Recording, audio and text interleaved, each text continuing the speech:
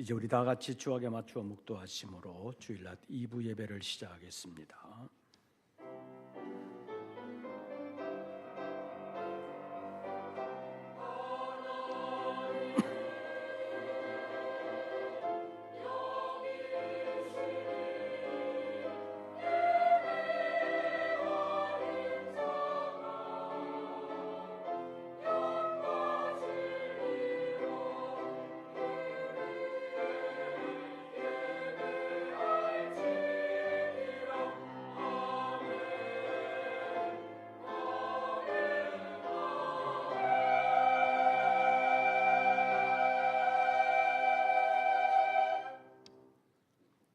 하나님이여, 사슴이 쉬낸 물을 찾기에 갈급함같이 내 영혼이 주를 찾기에 갈급하나이다.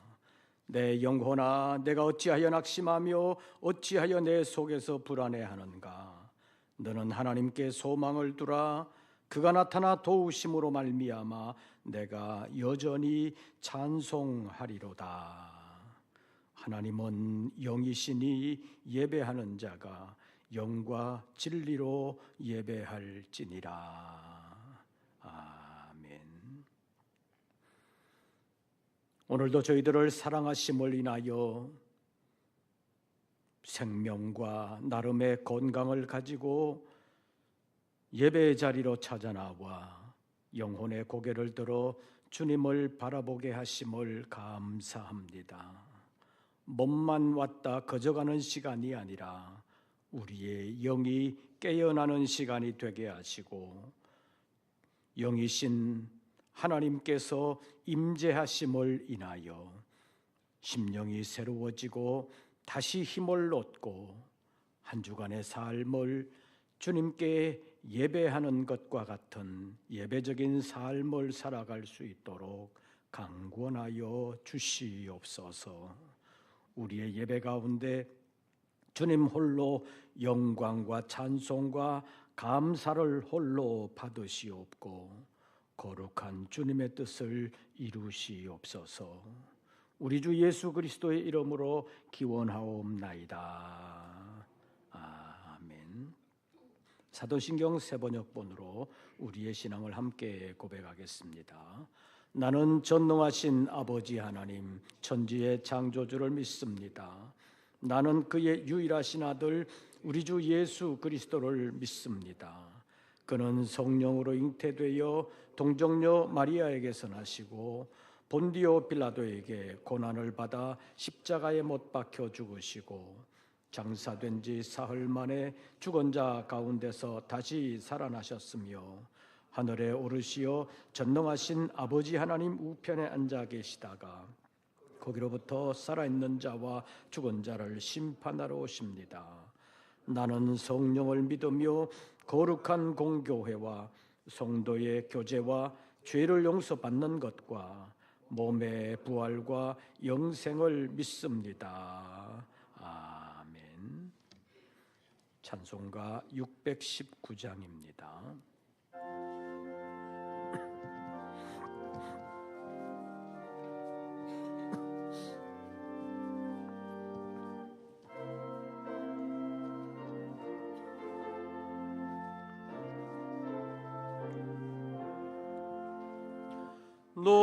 놀라운 그 이름, 놀라운 그 이름, 놀라운 그 이름, 예수 내 주, 전능의 왕이요 만물의 주시니 놀라운 그 이름 예수 내 주,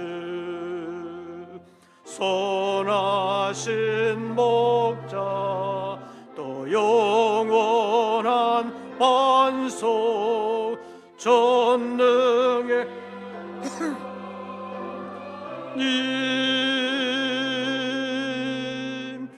경배드리며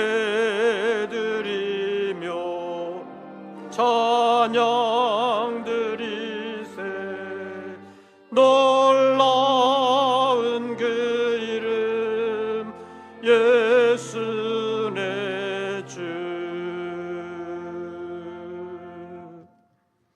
오늘의 성시교독은 125번입니다.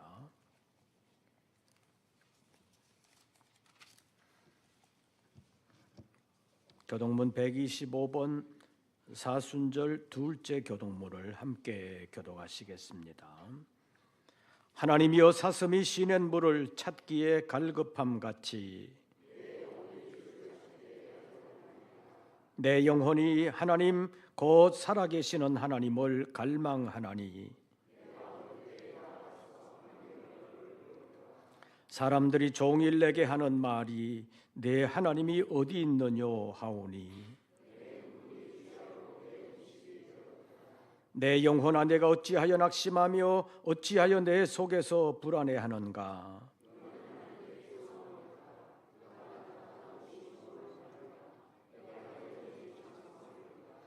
낮에는 여호와께서 그의 인자하심을 베푸시고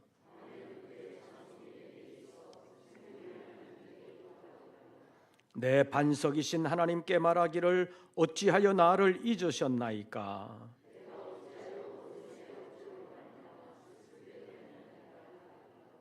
내 뼈를 찌르는 칼같이 내 대적이 나를 비방하여 늘 내게 말하기를 내 영혼아 내가 어찌하여 낙심하며 어찌하여 내 속에서 불안해하는가.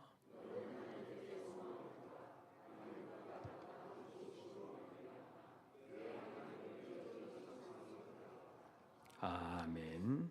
이제 2부 예배를 위하여 이민우 장로님 기도하시겠습니다.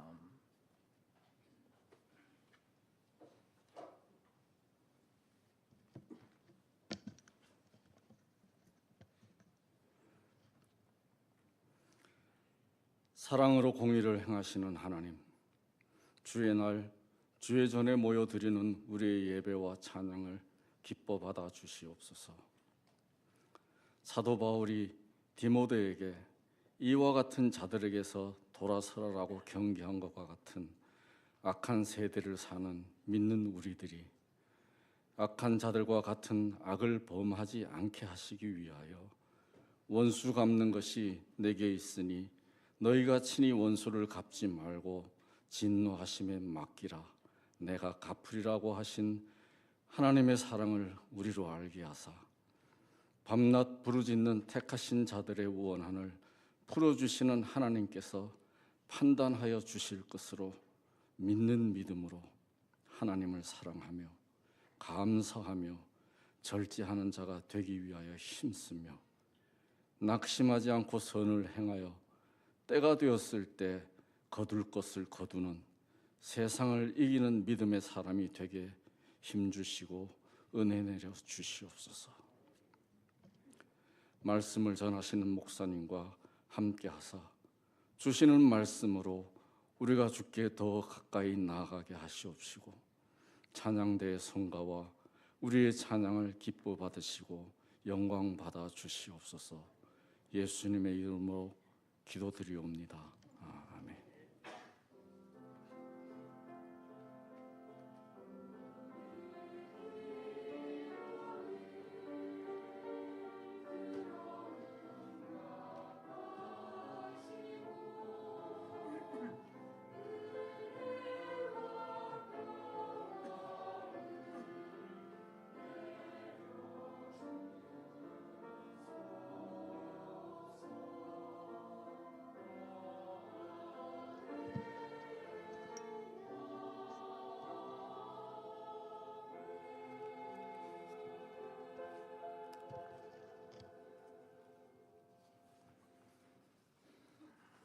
오늘 우리에게 주시는 하나님의 말씀을 찾습니다. 신약성경 데살로니가 후서제 1장입니다. 제가 가진 성경으로는 신약성경 333쪽 데살로니가 후서제 1장 3절부터 12절까지 함께 교독하시겠습니다. 데살로니가 후서 1장 3절을 제가 먼저 봉독합니다. 형제들아 우리가 너희를 위하여 항상 하나님께 감사할지니 이것이 당연함은 너희의 믿음이 더욱 자라고 너희가 다 각기 서로 사랑함이 풍성함이니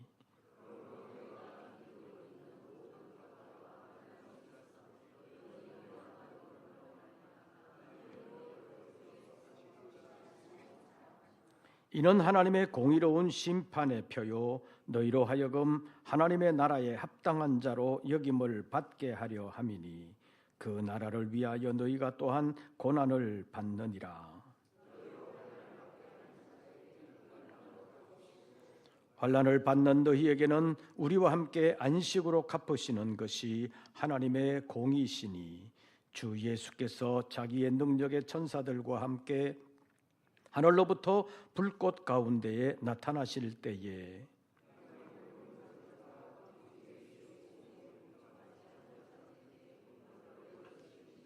이런 자들은 주의 얼굴과 그의 힘의 영광을 떠나 영원한 멸망의 형벌을 받으리로다.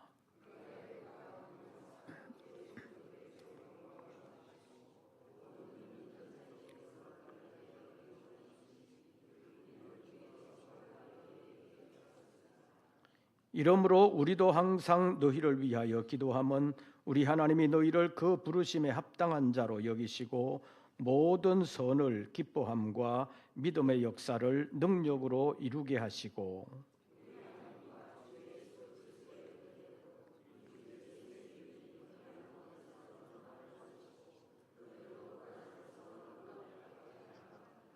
아멘. 이제 임마누엘 성가대 찬양이 있겠습니다.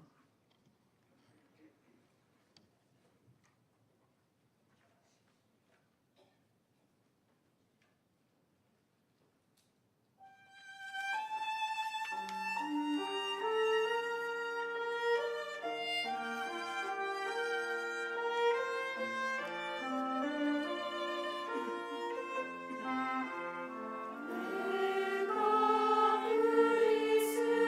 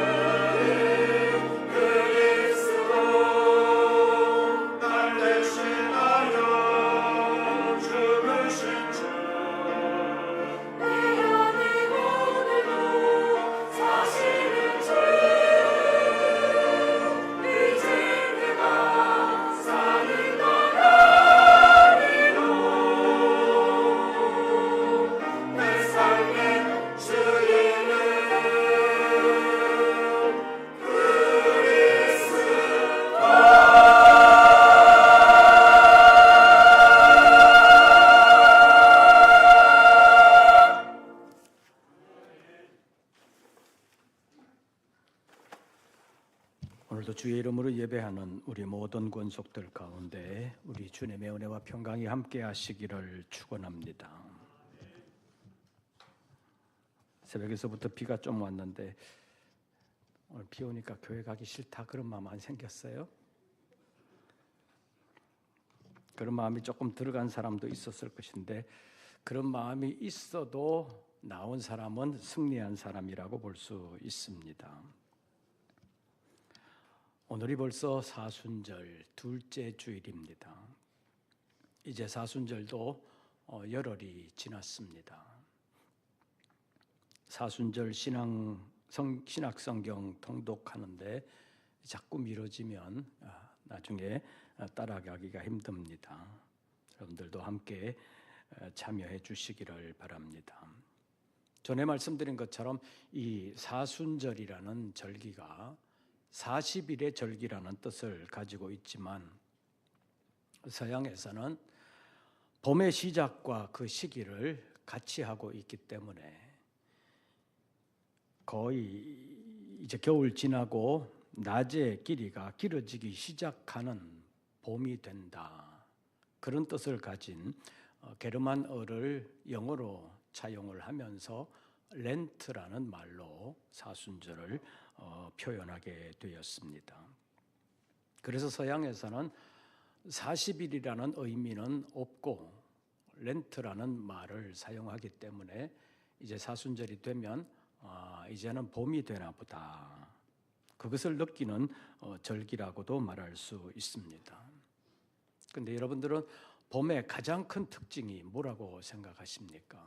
봄이 되면 우리 몸이 느끼는 것도 있지요. 몸이 나른하고 졸리기도 하고 이런 증상이 나타나기도 하지만 봄의 가장 큰 특징은 죽은 것 같은 나무나 풀에서 새로운 싹이 나오기 시작한다는 것입니다. 그래서 그 새싹들을 보면서 진짜 봄이구나 그런 것을 실감하게 되는 것입니다. 예보로 보면 이번 주간에 눈발이 날리고 아침에는 영하로 내려간다고 예보가 되어 있습니다. 그래도 아직은 겨울이다 이렇게 생각하는 사람은 아무도 없습니다. 봄에 이런 추위가 우리나라에 가끔 있지만 그런 추위를 무슨 추위라고 그래요? 꽃샘추위. 꽃이 피는 것을 시샘하는 추위다. 그런 말입니다. 그래서 3, 4월에는 아무리 추운 날이 있어도 눈발이 날려도 다시 겨울로 돌아간다고 생각하는 사람은 없고 그래도 이것만 지나가면 날씨가 풀리겠거니 그렇게 생각하는 것입니다. 그래서 이번 주 초까지 중순까지는 영하로 아침에 내려간다고 예보가 되어 있는데 그런 추위가 있어도 오는 봄을 막을 수는 없는 것입니다. 그래서 이번 주간만 지나면 이제 다음 주간부터는 아마 낮 최고 기온이 20도를 향해서 급하게 달려가게 될 것입니다. 그렇게 되면 산과 들에 새싹들의 푸르름이 하루가 다르게 나타날 것이고 결국은 온 산과 들이 푸르게 될 것입니다. 봄의 특징은 푸르른 생명의 성장이라고 말할 수 있습니다. 그래서 서양에서는 사순절이 시작되면 봄이 왔다고 느끼는 것처럼 사순절을 신앙적으로 보면 신앙의 성장을 보여야 하는 계절이라고 말할 수 있습니다. 그래서 사순절은 그냥 40일의 기간만 지키는 것이 아닙니다. 언뜻 보면 그 40일의 기간은 예수님을 십자가의 고난과 죽음으로 몰아가는 절기인 것 같지만 사실은 십자가의 고난과 죽음이 예수님께서 가시는 종착지가 아니라는 것입니다. 예수님의 고난과 죽음은 지금까지 경험해 보지 못한 완전히 새로운 생명의 부활로 나아가는 과정이라고 말할 수 있습니다. 그래서 우리의 사순절도 마치 6.25를 잊지 않게 하기 위해서 6.25 때가 되면 6.25 때 고생하던 것을 같이 체험한다고 해서 굶어보기도 하고 그냥 숙부모님으로 살기도 하고 여러 가지 고난에 동참하는 그런 연습을 하기도 하지만 우리 사순절의 의미는 단순히 고난을 연습하는 것으로 그치지 아니하고 우리 신앙 생명의 성장을 꾀해야 되는 시기라고 말할 수 있습니다. 그래서 고난을 통하여 영광으로 나아가는 과정, 죽음을 통하여 생명으로 나아가는 과정, 이런 훈련을 하는 것이 사순절에 걸맞은 신앙 성장 훈련이라고 말할 수 있습니다. 그런데 오늘 본문 말씀에 보면 데살로니가 교회에는 이런 신앙의 성장이 있었다는 것입니다.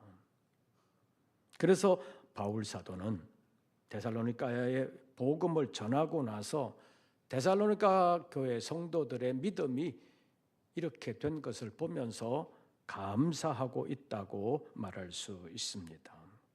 그래서 데살로니가 교회는 복음을 전해준 바울의 마음속에 감사와 뿌듯함을 선사한 교회라고 말할 수 있습니다. 그 이유가 구체적으로 무엇인지 3절 말씀을 보십시오. 3절, 제가 상반절을 읽으면 여러분들이 하반절을 읽어주시기를 바랍니다. 여기 보면 바울이 무엇에 대하여 감사하고 있는지를 알 수 있습니다. 3절 상반절을 제가 읽습니다. 형제들아, 우리가 너희를 위하여 항상 하나님께 감사할지니.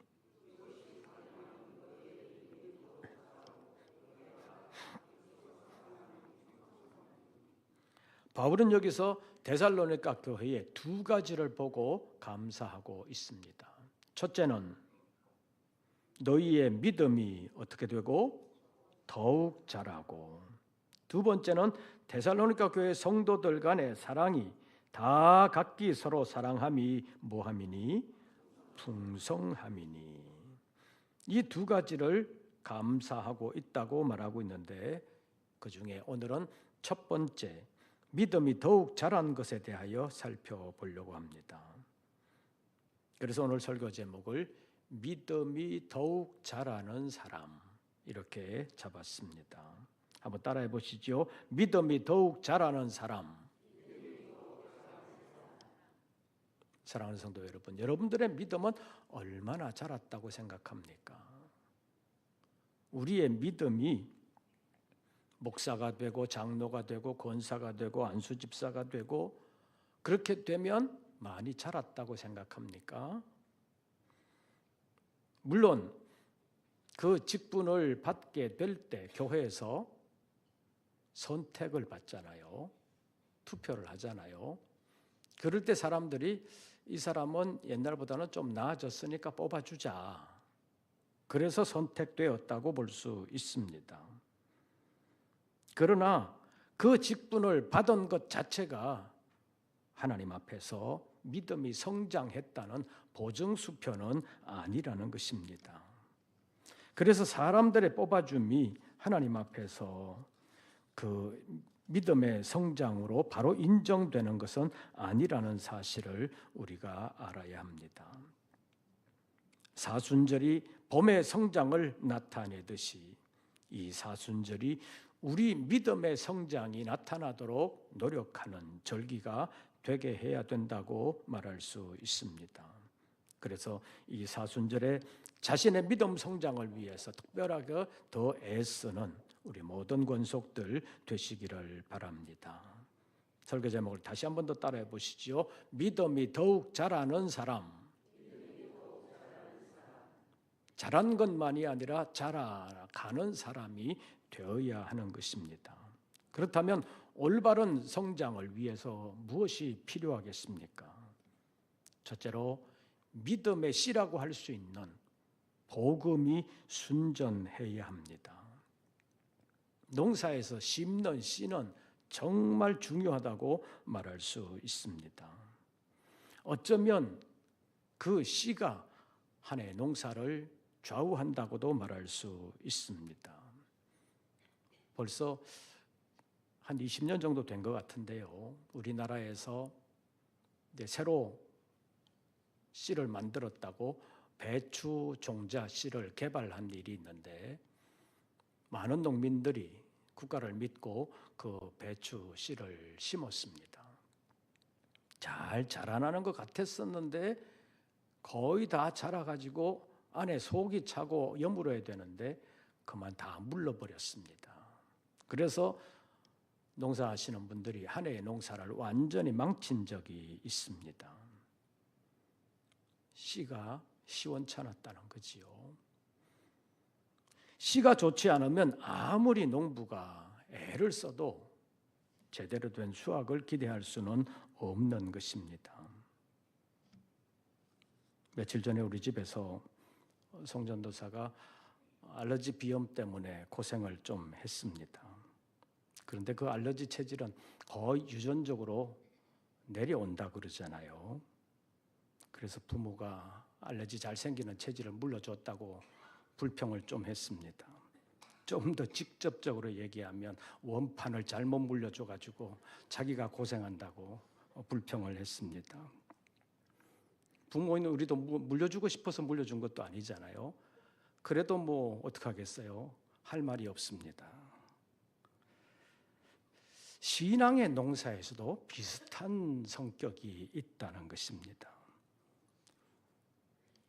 믿음의 역사, 기독교 역사를 보거나 이 사회 신앙의 세계를 보면 순전한 복음이 아닌 다른 복음을 받아들여서 믿음이 제대로 성장하지 않는 사람이 있는가 하면 아예 이단으로 넘어가 버리는 사람이 있는 것도 볼 수가 있습니다. 그런데 오늘 본문 3절 말씀을 보면 데살로니가 교회에는 믿음의 성장이 있었다는 것입니다. 3절 다시 보시지요. 형제들아 우리가 너희를 위하여 항상 하나님께 감사할지니 이것이 당연함은 너희 믿음이 어떻게 되고 더욱 자라고. 여기 더욱 자랐다는 말은 겨우 자랐다는 것이 아니라 자라는 것이 풍성하게 자랐다. 자란 것이 참 잘 자랐다. 그런 의미라고 볼 수 있습니다. 데살로니가 교회 성도들의 믿음이 이렇게 풍성하게 자란 이유 가운데 상당히 중요한 것이 순전한 복음을 받아들이게 되었다는 것입니다. 순전한 복음을 받아들였기 때문에 믿음이 잘 자랐다, 더욱 자랐다, 풍성하게 자랐다 이렇게 평가할 수 있게 됐다는 것입니다.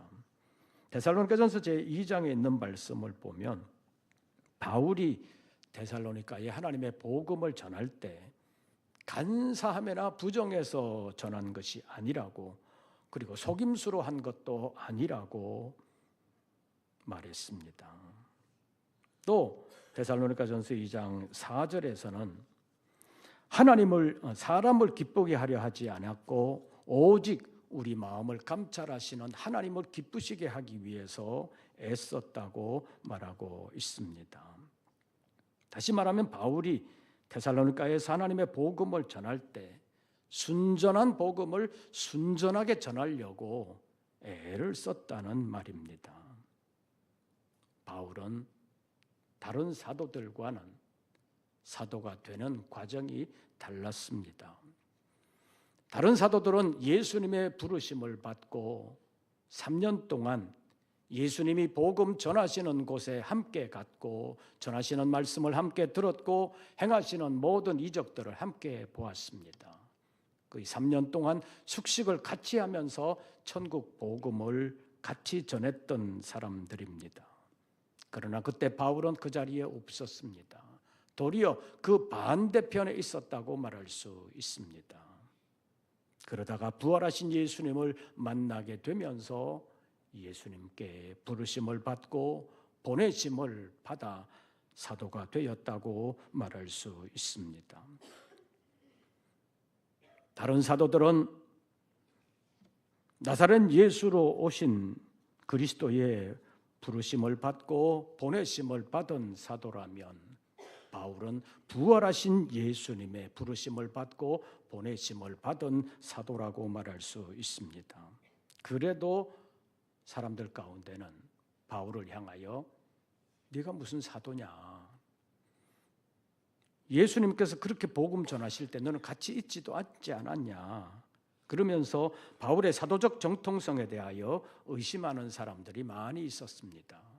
그래서 바울은 복음을 전할 때 매사에 조심스러운 자세로 다른 사도들에게 누가 되지 않게 하기 위해서 애를 쓴 사람이라고 볼 수 있습니다.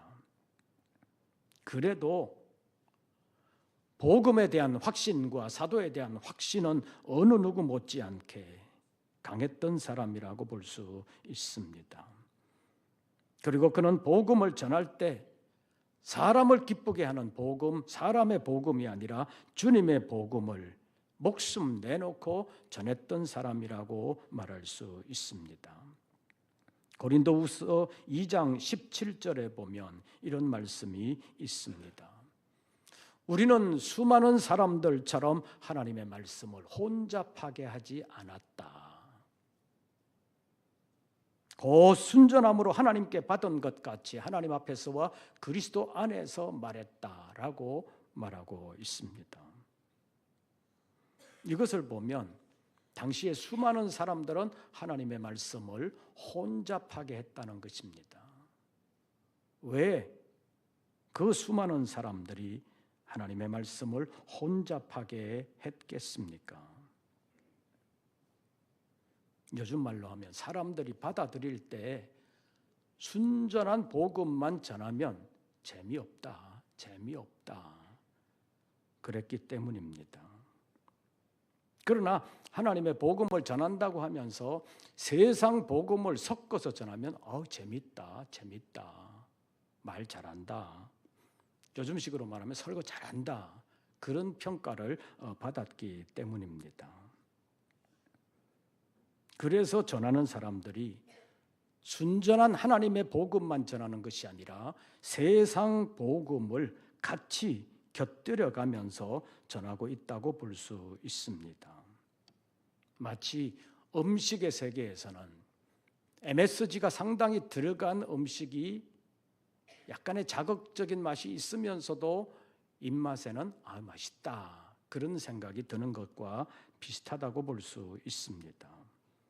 그러나 바울은 하나님의 복음을 전할 때 사람들을 기쁘게 하기 위하여 사람들 재미있으라고 하나님의 복음에 다른 것을 섞지 아니하고 순전한 복음만 전했다고 말하는 것입니다. 갈라디아서 1장 11절에도 내가 전한 하나님의 복음은 사람의 뜻을 따라 된 것이 아니라고 분명하게 밝혔습니다.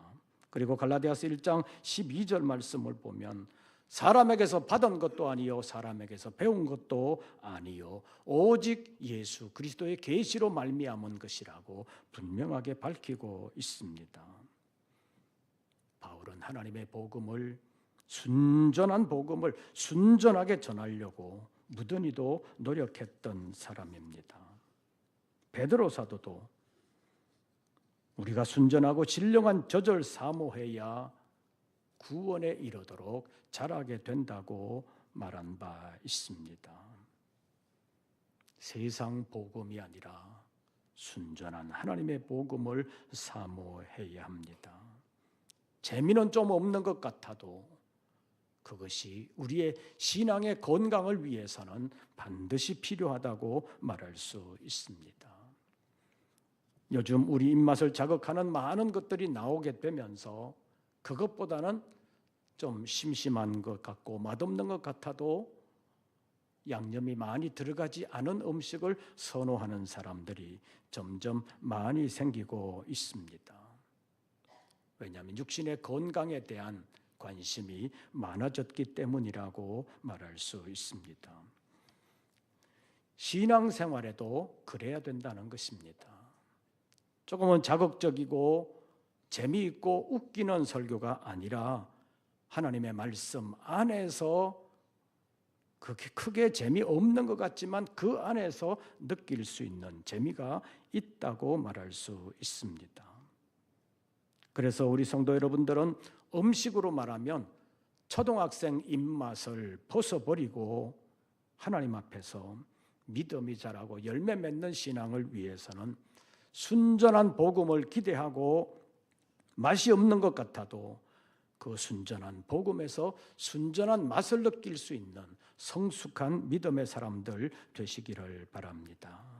그래야 건강한 믿음의 일꾼이 될 수 있습니다. 그래서 우리가 받는 복음이 순전한 복음인지 순전하지 않은 것인지 잘 분별할 필요가 있습니다.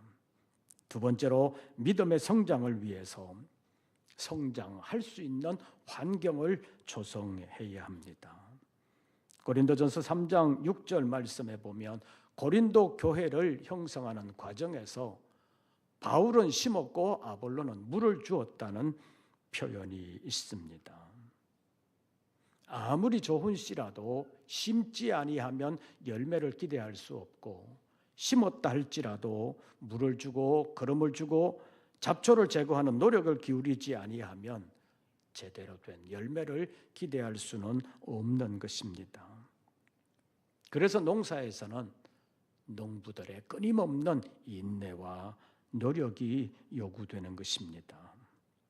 마태복음 13장에 보면 옛날로 말하면 씨 뿌리는 자의 비유라고 그렇게 했는데, 내용상 씨 뿌리는 자의 비유가 아니라 4가지 땅에 뿌려진 씨의 비유라고 해서 요즘은 이름을 좀 바꾸어서 씨 뿌리는 자의 비유가 아니라 4가지 땅에 떨어진 씨의 비유, 이런 식으로 고쳐서 부르고 있는데, 거기에 보면 똑같은 씨라도 어디에 떨어지느냐에 따라서 열매를 맺기도 하고 못 맺기도 하고, 열매를 조금 맺기도 하고 많이 맺기도 하는 것을 보여주고 있습니다. 이 비유가 교훈하는 바는 전국 복음의 씨를 받아들이는 사람의 마음밭이 어떻게 준비되느냐에 따라서 복음의 영향력이 크게 달라진다는 사실을 우리에게 보여주고 있습니다. 다시 말하면 우리의 마음의 밭이 제대로 준비되어야 우리에게 들어온 복음이 아름다운 열매를 맺을 수 있다는 것입니다. 그러기 위해서 우리 마음밭에서 굳은 마음의 돌을 제거해야 합니다.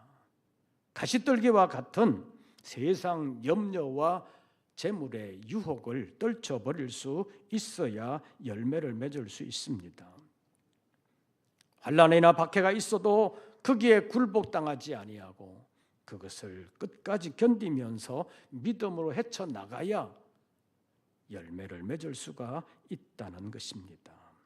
그래서 끝까지 견디는 믿음, 끝까지 믿음으로 승리해야 아름다운 열매를 맺을 수 있다는 것입니다. 그래서 우리 마음밭을 복음이 열매 맺는 환경으로 잘 만들어 가야 합니다. 그래야 복음을 받아 100배, 60배, 30배의 결실을 맺을 수 있는 것입니다.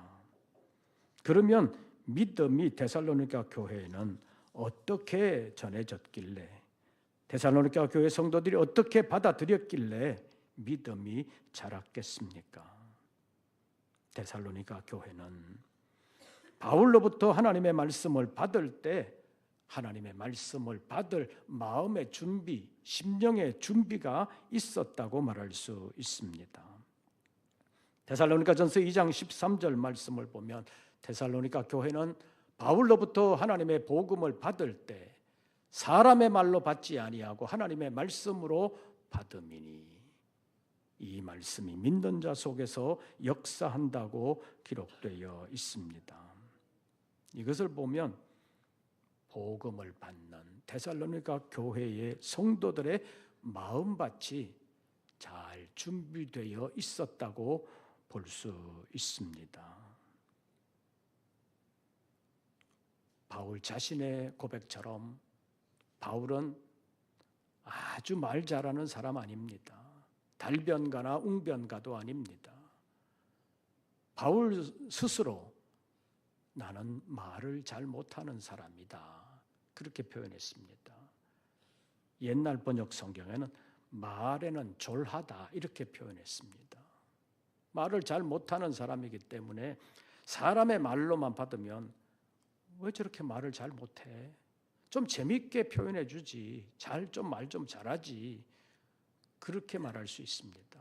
그런데 데살로니가 교회는 그 바울로부터 말씀을 받을 때 사람의 말로 받지 아니하고 하나님의 말씀으로 받았기 때문에 그 하나님의 말씀에 순종했고 그들의 삶에서 아름다운 열매를 맺었다고 말할 수 있습니다.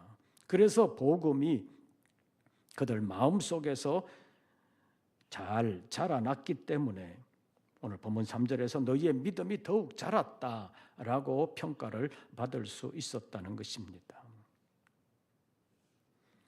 아브라함 시대부터 지금까지 하나님의 말씀은 계속해서 전해져 왔습니다. 그런데 그 하나님의 말씀을 받은 사람 가운데 어떤 사람에게서는 그 믿음이 자라났고 또 어떤 사람에게서는 그 말씀이 자라나지 않았다고 평가할 수 있습니다. 왜 그러느냐? 그 말씀을 받을 때 어떤 사람은 사람의 말로 받았고 어떤 사람은 하나님의 말씀으로 받았기 때문입니다. 하나님의 말씀으로 받았다는 말은 그 말씀을 받고 그 말씀에 순종했다는 의미를 내포하고 있습니다. 하나님의 말씀으로 받지 아니하고 사람의 말로 받았다는 것은 귀로만 들었지 순종하지 않았다는 뜻입니다. 귀로만 듣고 흘려버리는 것은 진정으로 듣는 태도가 아니라고 볼 수 있습니다.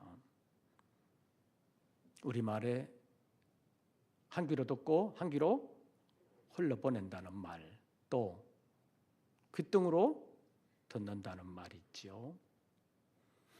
소리가 들어오면 귀 속으로 들어가서 귀 속에 있는 고막을 울려야 그 고막이 그 소리의 신호를 머리로 전달하게 되고 그 소리가 어떤 의미를 가진 소리인지 머리에서 분석을 하면서 그 소리를 제대로 받아들이고 대처하게 되는 것인데, 그 소리가 들어오기는 했지만 머리까지 가지 않으면 안 들은 거나 마찬가지라고 볼 수 있습니다.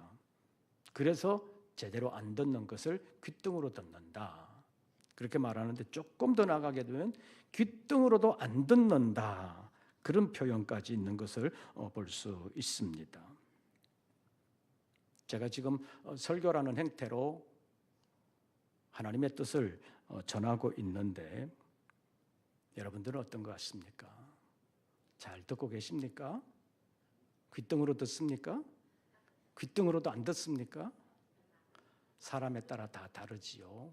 어떤 사람은 그 말씀을 받고 심령으로 받아서 야, 이렇게 살아야 되겠구나, 그렇게 살아보자, 그렇게 생각하고 그렇게 행하는 사람이 있는가 하면 듣고는 나가버리든지 아예 들어오지도 않든지, 그래서 몸은 여기 있지만 마음은 콩밭에 있다는 말처럼 아예 듣지도 않는 사람이 있을 수도 있습니다.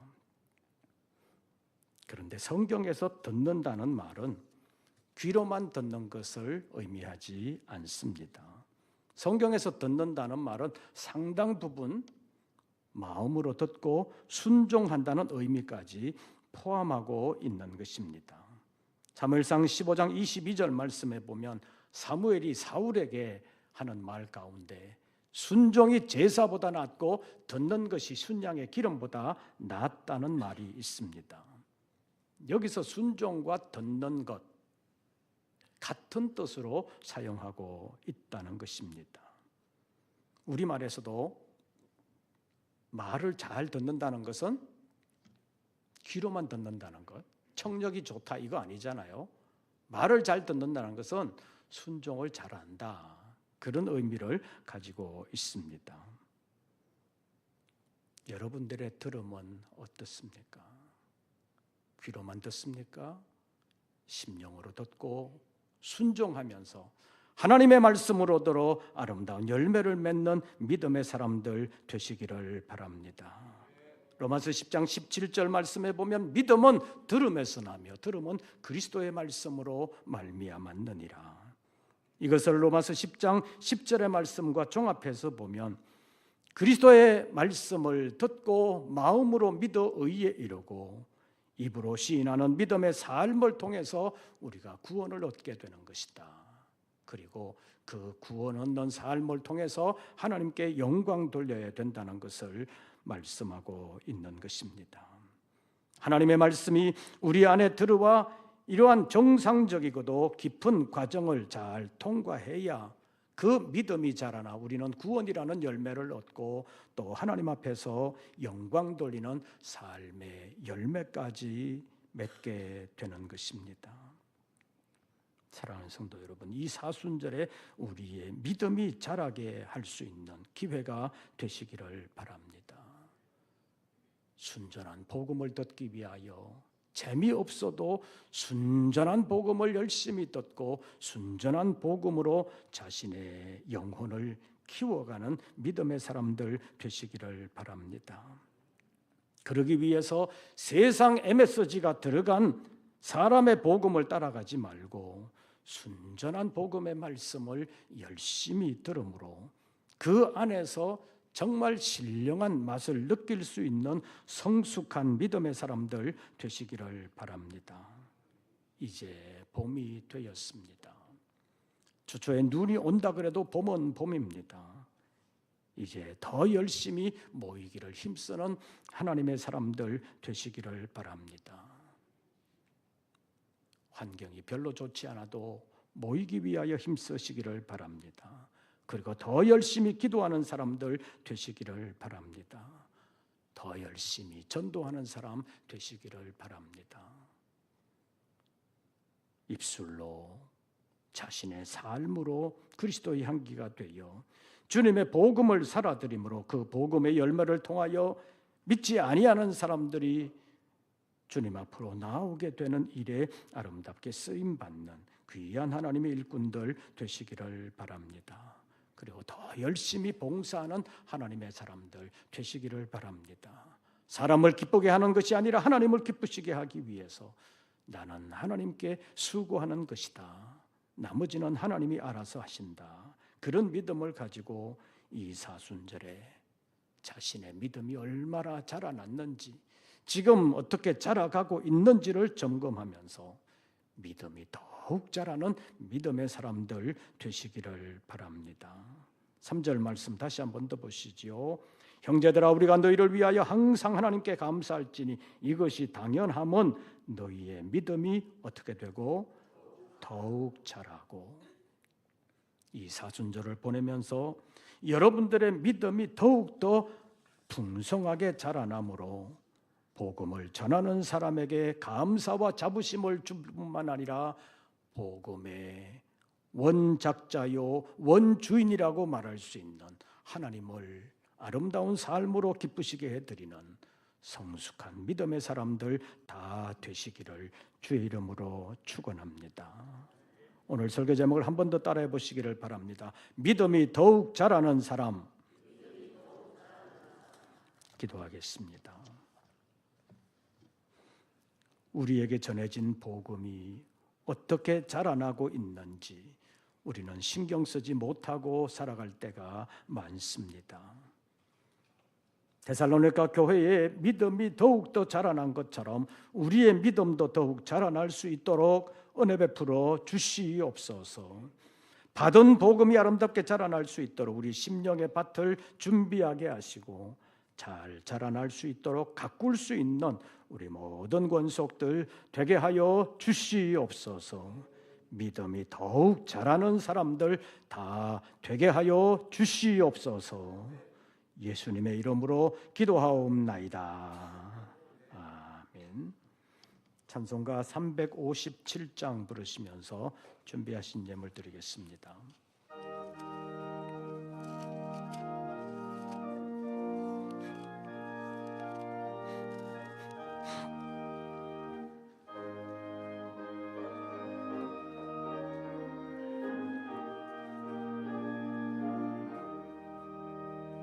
주 믿는 사람 일어나 다 힘을 합하여 이 세상 모든 마귀를 다 쳐서 멸하세.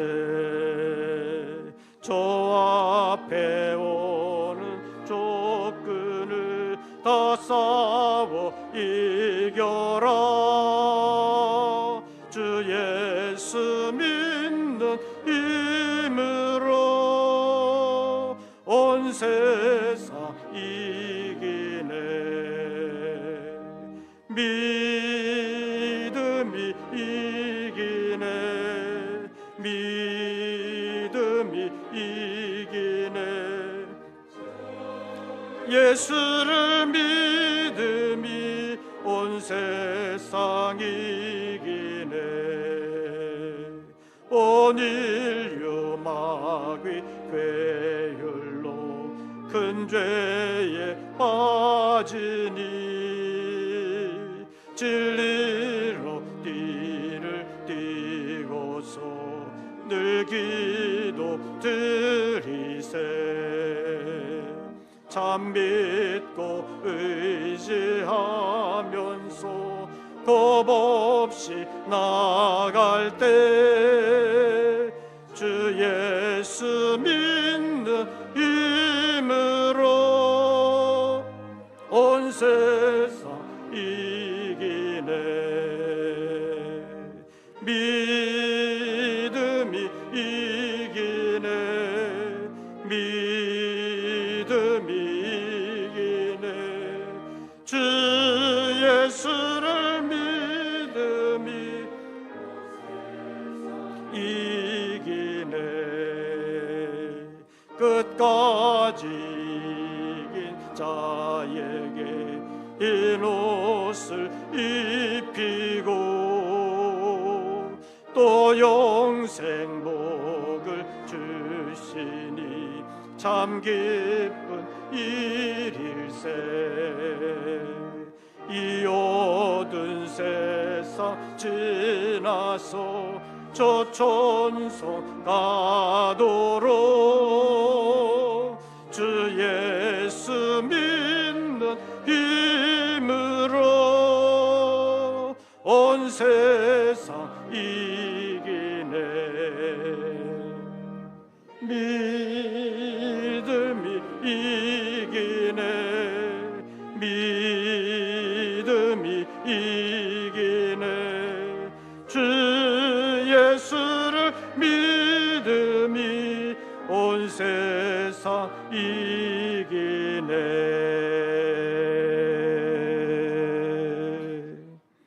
기도드리겠습니다.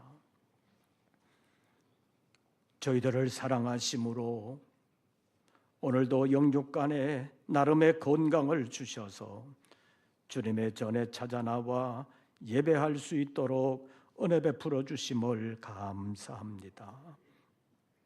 세상이 너무나도 혼란스럽고 어려움이 많이 있사오나 핑계대지 아니하고 주님 앞에서 믿음으로 사명을 감당하기 원하는 우리 믿음의 권속들이 주님 앞에 예배하며 정성으로 예물을 올렸습니다.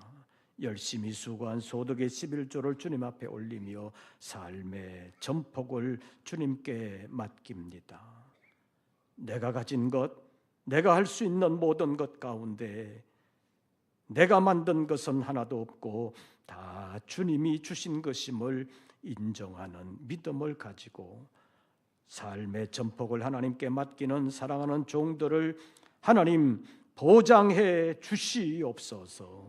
생업과 직장 그리고 행하는 모든 일들 가운데 하나님의 도우심이 함께하사 수고가 헛되지 않게 하시고 보람이 있을 뿐만 아니라 아름다운 열매가 있도록 하나님 은혜 베풀어 주시옵소서.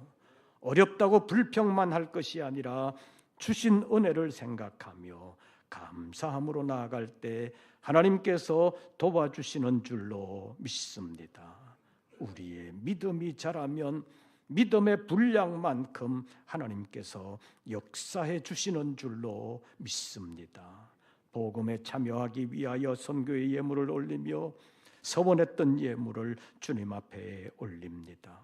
하나님 기쁘게 받아주시옵고 새로운 한 주간을 살아가는 우리 모든 권속들을 늘 지켜주시옵소서. 언제나 어디에서나 그리스도의 향기가 되도록 강권하여 주시옵소서. 시대 속에 살면서 세상을 이기면서 끝까지 사명을 감당하고 주님 기뻐하시는 일들을 아름답게 이루어드리는 일에 쓰임받는 귀한 일꾼들 되게 하여 주시옵소서. 다시 세상으로 나아갑니다.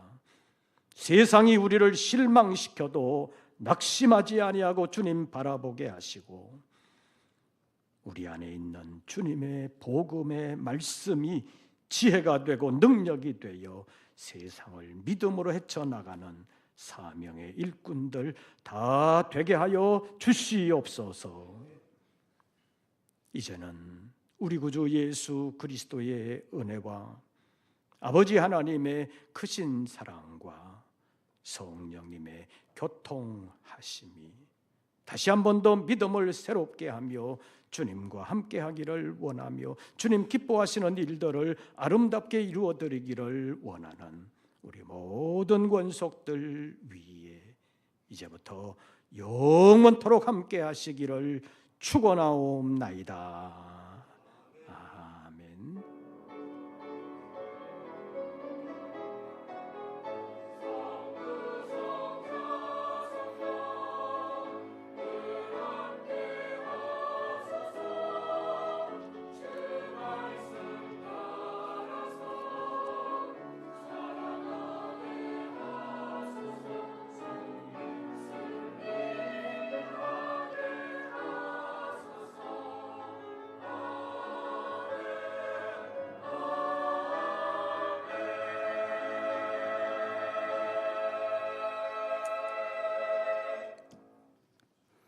광고 말씀 드리겠습니다. 사순절 40일 가운데 이제 벌써 열흘이 지나가고 있습니다. 나누어드린 통독표 일정에 따라서 성경을 잘 읽으시고 또 자신의 신앙 성장을 위해서 노력해 주시기를 바랍니다. 2부 예배 후에 각 여전도에 원래회가 있겠습니다. 그리고 점심 식사 후에 교회 안팎을 간단히 청소하시면서 사진도 찍어주시면 좋겠습니다. 그리고 다음 주일 오후 예배 후에 오후 예배는 3, 4여전도에 헌신 예배로 드립니다. 4월 20일이 부활주일인데 세례 예식을 가질 예정입니다. 전 연령에서 세례를 받을 수 있습니다.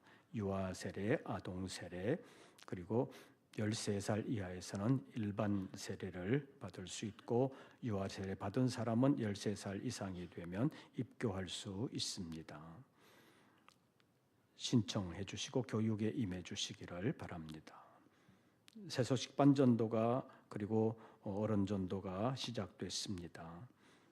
기도해 주시고 또 많이 참여해 주시기를 바랍니다. 그리고 지난 주일 밤에 우리 조윤자 권사님 남편 되시는 이인기 성도님이 돌아가셔서 지난 주간에 장례를 마쳤습니다. 위로해 주시고 기도해 주시기를 바랍니다. 나머지 광고들은 주보를 참고해 주시기를 바랍니다. 새로운 한 주간 주 안에서 평안하시고 승리하시기를 빕니다. 이것으로 2부 예배를 모두 마치겠습니다.